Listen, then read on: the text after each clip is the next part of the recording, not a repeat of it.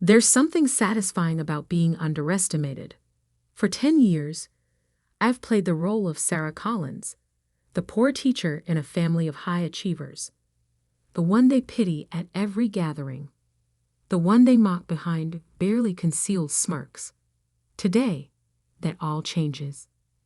I straighten my modest cardigan, bought from Target, like most of my visible wardrobe, and check my reflection in my apartment's small bathroom mirror. The apartment is tiny, deliberately so. It's part of the costume I've worn for a decade, along with the scratched-up Honda Civic parked outside. My phone buzzes. It's my sister Madison. Don't be late to dinner tonight. And please, try to dress appropriately for once. The Westbrook Academy's headmaster will be there. I smile at her condescending tone. The Westbrook Academy, the prestigious private school where all my nieces and nephews attend, where Madison and our other sister Olivia love to flaunt their wealth and status. They have no idea that I've owned controlling interest in the school for the past 5 years. But they're about to find out. My story began 12 years ago when I was fresh out of college.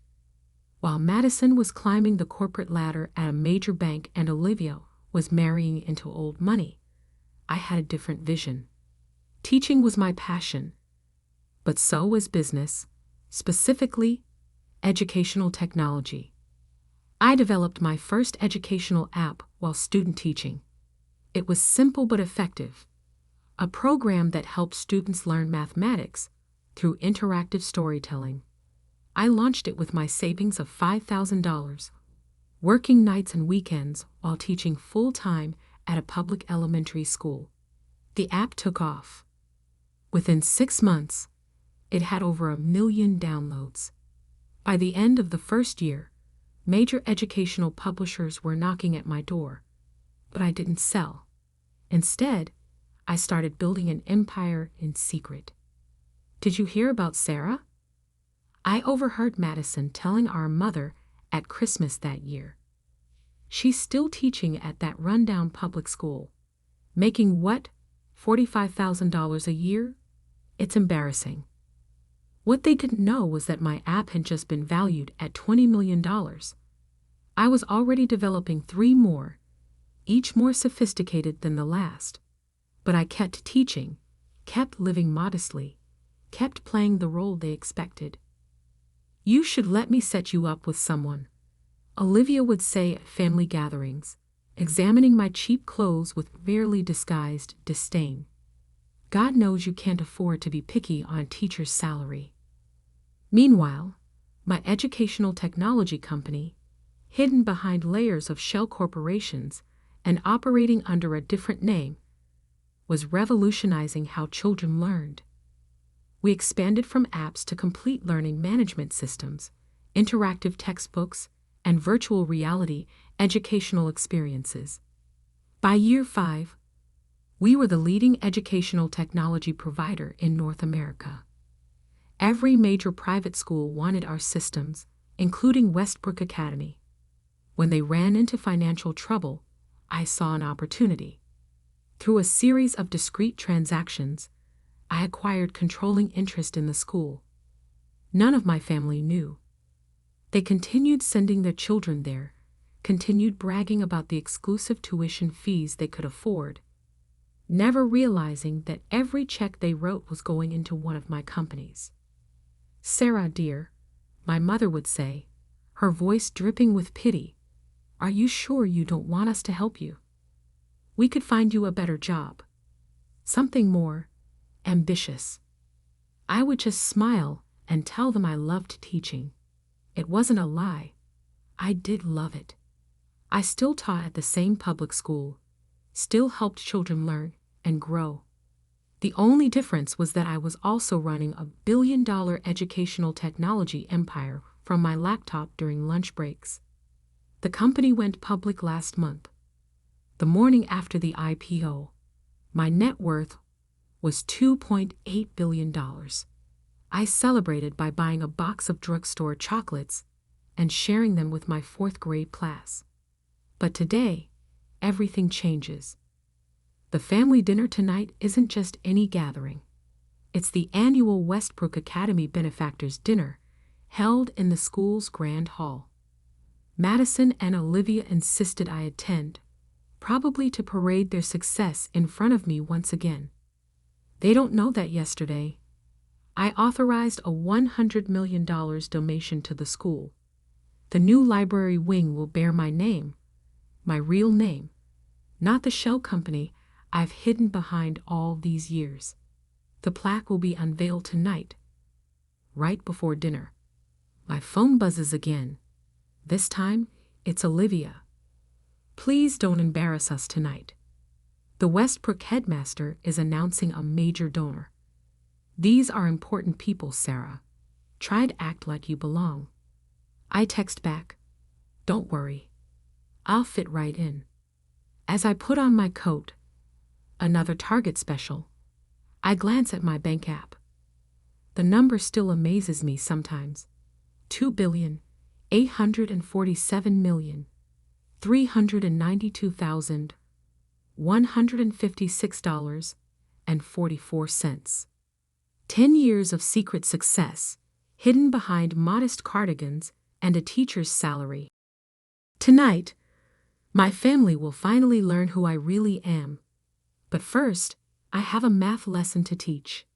After all, I'm still a teacher at heart, just one who happens to be a billionaire. I grab my worn leather satchel, filled with graded papers and startup acquisition reports, and head out to my scratched Honda Civic. Just a few more hours of being the poor teacher they love to pity. The revelation will be worth the wait. The Westbrook Academy's grand halls sparkled with old money and new ambitions. Crystal chandeliers cast elegant shadows over marble floors that had seen generations of privilege walk their polished surface. I parked my Honda between Madison's Mercedes and Olivia's Range Rover, taking a moment to appreciate the irony. You're late, Madison hissed as I walked in. She was wearing Chanel, probably new. And is that the same cardigan you wore to Thanksgiving? Sorry, I said. Parent-teacher conferences ran long. Olivia appeared, champagne in hand. Sarah, darling, couldn't you at least have bought something new for tonight? The headmaster specifically asked about you, you know. Probably worried you'll embarrass the school. If they only knew that I'd spent the morning on a conference call approving the school's $50 million technology upgrade. Instead, I just smiled and accepted the champagne they handed me, noting it was from my own vineyard, another secret investment they knew nothing about. Ladies and gentlemen, Headmaster Richards's voice boomed through the hall. Please take your seats. We have a very special announcement tonight. My family was seated at table 3, near the front. Perfect view of the stage where the plaque would be unveiled. Madison's husband Gregory, a senior partner at his law firm, was already launching into his favorite topic. Education is all about connections, he proclaimed. That's why we send the kids here. Not like those public schools where Sarah works. No offense, of course. None taken, I replied, checking my phone. The press release would go out in exactly 20 minutes, coordinated with the unveiling. Speaking of which, Olivia chimed in. Did you see the new education startup that went public last month? Tetched Innovations. They're revolutionizing the whole industry. My broker says they're worth billions now. I took a sip of champagne to hide my smile. Tetched Innovations, my company, operating under its public name. Too bad you didn't invest in something like that, Sarah, Madison added. But I suppose teachers don't have money for investments, do they? Before I could respond, Headmaster Richards took the stage again. Tonight is a historic moment for Westbrook Academy. We're here to announce the largest single donation in our school's 150-year history. The room hushed. I noticed my mother straightening in her seat, probably hoping it was one of her successful daughters about to be named. This generous benefactor, Richards continued, has not only pledged $100 million to our institution, but has been a silent guardian of education for the past decade. Their company, Text Innovations, has transformed how we teach our children. I saw Olivia perk up at the company name. Madison was already whispering to her husband about their stock portfolio. But what many don't know, Richards said, building to his revelation, is that this visionary leader has been working in education at its most fundamental level all along, teaching our next generation not just from the boardroom, but from the classroom. Confusion flickered across my family's faces. I stood up quietly, straightening my target cardigan. Ladies and gentlemen, please join me in welcoming our extraordinary benefactor, the founder and CEO of Text Innovations, and the newest member of our Board of Trustees, Ms. Sarah Collins. The silence that followed was deafening. Madison's champagne glass slipped from her fingers, shattering on the marble floor. Olivia's mouth hung open, her perfectly applied lipstick suddenly seeming garish in her shock. I walked to the stage, each step echoing through the stunned quiet. As I passed my mother's chair, I heard her whisper, "That's impossible." But it wasn't impossible, and I was about to prove it. Standing at the podium, I surveyed the room. The wealthy parents who had dismissed me at school functions, the board members who had never bothered to learn the poor teacher's name, and my family, all staring at me with a mixture of disbelief and dawning realization. "Thank you, Headmaster Richards," I began, my voice clear and confident. "As many of you know, I've been teaching 4th grade at Franklin Elementary for the past 10 years. What you don't know is that during that time, I was also building what would become the world's leading educational technology company." I gestured to the covered plaque. "This donation isn't just about money. It's about bridging the gap between privilege and potential. Every child deserves access to quality education, whether they attend Westbrook Academy or Franklin Elementary." The cover fell away, revealing my name in elegant bronze letters. In the audience, I saw Madison grab her phone, probably already looking up Text Innovations' stock price and connecting the dots to her sister's true net worth. "For years," I continued, "many of you have asked why I just teach, why I didn't aspire to something more prestigious. Tonight, I want to answer that question." I pulled out my worn leather satchel, the same one that had carried both student papers and acquisition contracts for a decade. Inside this bag are 2 things. First, math tests from my 4th grade class, graded last night. Second, documents showing that Text Innovations has just acquired controlling interest in 3 more private schools in the Boston area. Olivia made a strange choking sound. She had just enrolled her youngest in one of those schools, bragging about the exclusive admission process. You see, I never wanted to choose between teaching and building an empire. So I did both. And while some people, I looked directly at my sisters, were busy showing off their success, I was quietly revolutionizing how we educate our children. The room erupted in applause, but my family remained frozen. Madison's face had turned an interesting shade of pale, probably remembering all the times she'd offered to help me with my finances. "One more thing," I added, unable to resist. "That mysterious owner who bought controlling interest in Westbrook Academy 5 years ago, that was also me. So technically, I've been your boss for quite a while." Chaos erupted at table 3. My mother appeared to be hyperventilating. Gregory was frantically texting, probably checking if his law firm had any connections to Text Innovations. But I wasn't done yet. The night was still young, and I had 10 years of condescension to address. The rest of the dinner was a masterclass in barely contained chaos, as waiters served perfectly plated meals that no one at table 3 touched. My family cycled through the stages of grief, if grief were measured in shattered illusions and wounded pride. Madison recovered first, her banker's instincts kicking in.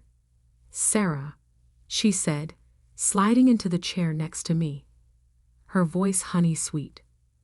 "We should talk about investment opportunities. I'm sure my firm would be very interested in." "Already handled," I cut her off smoothly. "Warren Buffett has been a silent partner for the past 3 years, but thanks for thinking of me."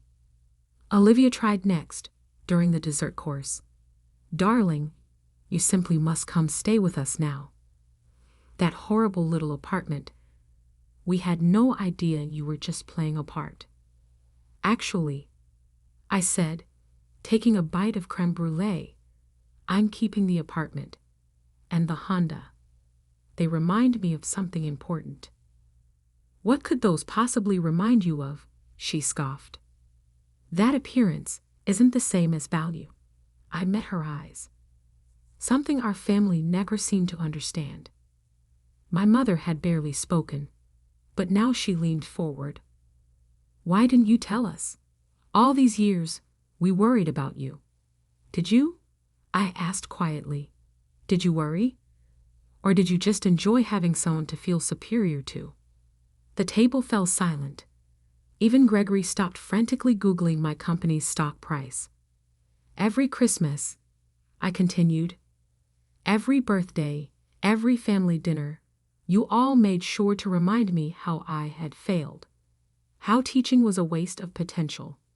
How I should be more ambitious like my sisters." I pulled out my phone and opened a folder of screenshots. Hundreds of condescending texts, emails, and social media posts from my family over the years. September 15th last year. I read. "Madison, Sarah, really, it's sad watching you waste your life in that classroom."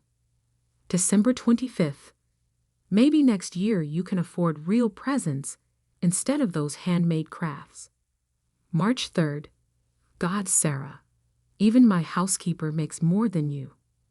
Madison's face flushed. "We were trying to motivate you." "No," I corrected her.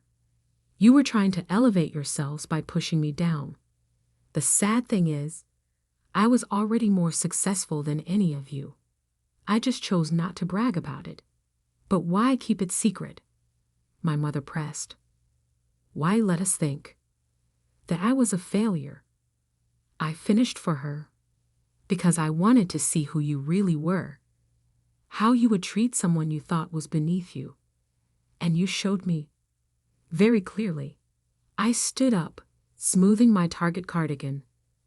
"By the way, Olivia, remember last month when you told me I couldn't afford to send a child to Westbrook even if I had one?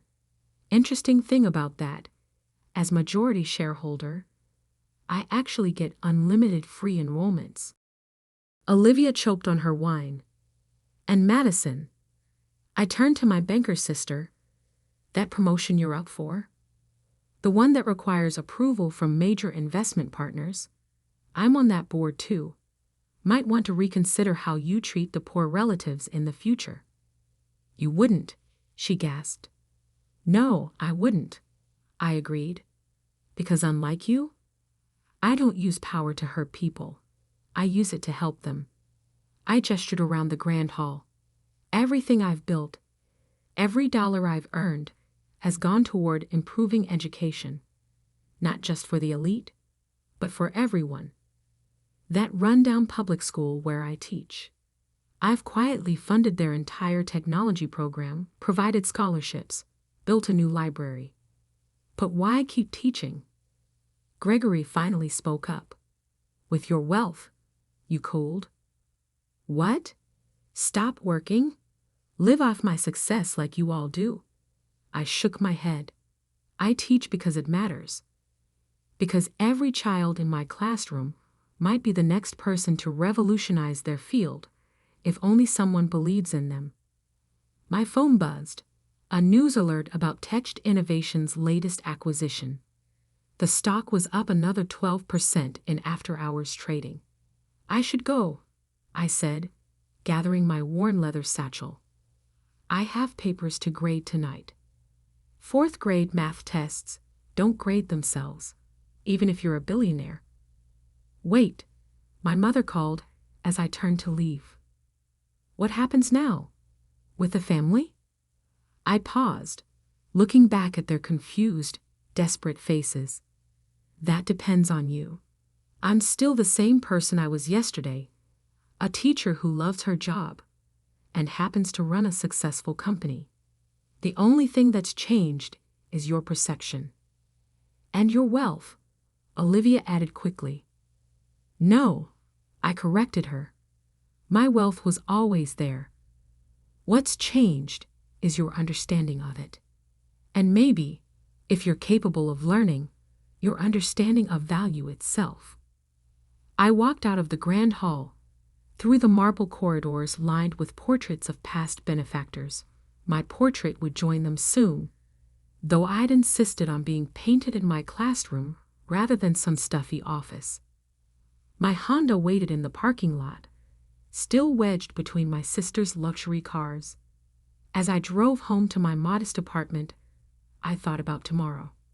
I would still stand in front of my fourth grade class, still help children understand mathematics and their own potential. But now I would do it as someone who had finally shed the weight of family expectations and societal assumptions. The poor teacher was gone, replaced by something far more powerful, a woman who had succeeded on her own terms. 10 years of secrecy had taught me something valuable.